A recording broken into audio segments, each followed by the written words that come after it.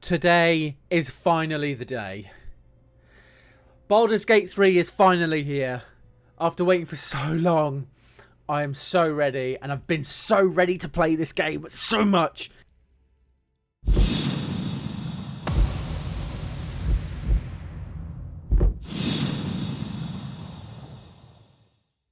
Guys, these are my first impressions of this game, and I might be being a bit biased here, but I absolutely love it. So let's just get straight into some of this gameplay. So anybody that doesn't know about Baldur's Gate 3, Baldur's Gate 3 is set in the universe of Dungeons and Dragons, and it takes a lot of its inspiration off of the entire Dungeons and Dragons realm, the worlds, the lore books, and the different guides that are used to actually play Dungeons and Dragons, whether or not that's the player's handbook or anything along those lines. So if you're an avid Dungeons and Dragons fan, you should be knowing about Baldur's Gate. And if you don't know about Baldur's Gate, what are you doing? Baldur's Gate 3 is going to be focused quite heavily on the 5e edition of Dungeons and Dragons, of course, making sure that it's still fun for people to play, because let's face it, Dungeons and Dragons is a tabletop game, and sometimes that can be quite difficult to translate into an actual video game. Now, Baldur's Gate 3 being quite focused on Dungeons and Dragons, I think the team Larian Studios have done a fantastic job at bringing those different additions into this video game. And some of those additions are just absolutely fantastic, from just down to the character creation. I mean, I spent a long time creating my character, and it's been great to see a visualization of the character that I want to play. We're talking about this game as it's just been released to early access. Anybody who's unaware of what early access means, it means that the game is unfinished and that people are able to play it to help with kind of funding the development and trying out the game itself. In terms of Baldur's Gate 3, the game has had its first chapter released, and there are a couple of visual bugs and some stuff that we'll get onto very soon, but overall there is so much content in here. I mean, from the customer characterization, you're looking at 8 different races that you can play, all with at least 2 sub races, I think, and that in and of itself is a massive range of character customization. You then add that onto the 5 class systems that you get, your skills, your abilities, and even down to your cantrips and all of your spells. There is a huge range of different customization options during the character customization, which for an early access game is just so much content there, and so much use of replayability. And I think that's what this game is going to really benefit on. Whereas they're saying that the overall gameplay is around about 20 to 25 hours long in the early access, this is going to have a lot of replayability. It's not a game which is just very simple A to B. You can take multiple different routes, different things can happen, and because it's focused solely on Dungeons & Dragons, it's all based around random computerized rolls. So, for one playthrough, you could natural 20 on any dialogue option, or you could nat 1 that on a different playthrough, and the entire scenario could play out completely differently to how you would have seen it beforehand. And I think that's why people love Dungeons and Dragons. It's not always a set A to B. Anything can happen, anything can go wrong, anything can go overright. Natural 20, we'll call it. And the team at Larian Studios have done really well to implement all of these features into this game, and Larian, thank you so much. I've had great fun playing this so far. I love the character customization, I love the score, I'm in love with just all the different visual aspects of it. I think the game is in such a great place. Now, its gameplay is very similar to Divinity Original Sin 2. If you've played Divinity Original Sin 2, a lot of this great stuff will actually feel quite similar to Divinity Original Sin 2, and that's not a bad thing in any way, shape or form. DOS 2 was a fantastic game. It won a lot of awards, and Larian Studios did a great job with it, and I feel like they've brought all of the great things over from DOS 2 to BG3, whilst also updating and improving some of the little issues that I may have had with DOS 2, or whether or not that's traversal or anything along those lines. And I think they've done such a great job here. One of the biggest differences between Divinity Original Sin 2 and Baldur's Gate 3 is the ability to use verticality. And what I mean by this is, with Divinity Original Sin 2, it was difficult to kind of move up and down the terrain. You know, if you wanted to get on a platform, the only way you could do that is if there was a ladder or perhaps a set of stairs. Whereas within this game, you can actually build your own stairs by using different objects around.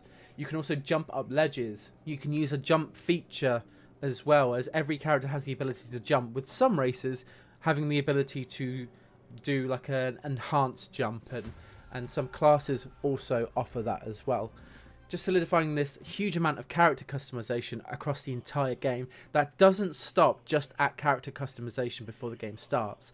As you level up, you'll level up in a very similar way that you would do in Dungeons and Dragons. You can then pick your subclasses going in, and you can choose on kind of where you want to focus. You can choose your different spells. You can reallocate spells and choose different spells across the entire game. And all in all, it is just great fun. Focusing on the game itself, it is an early access game. So what does that actually mean? Well, within the early access game, and it's been made very, very apparent by Larian Studios, this game is not finished. There are bugs, there will be issues, and really that's to be expected with any early access game. Now, my experience of that, yes, I have seen visual issues, but that is it really. This game, at its point right now, this game is actually polished to a point where I've seen AAA titles from huge studios not be as polished as this. Yes, like I said, there are visual bugs, there are visual glitches every now and again, but in terms of the gameplay, I haven't run into major issues with gameplay bugs, and I think that is absolutely brilliant.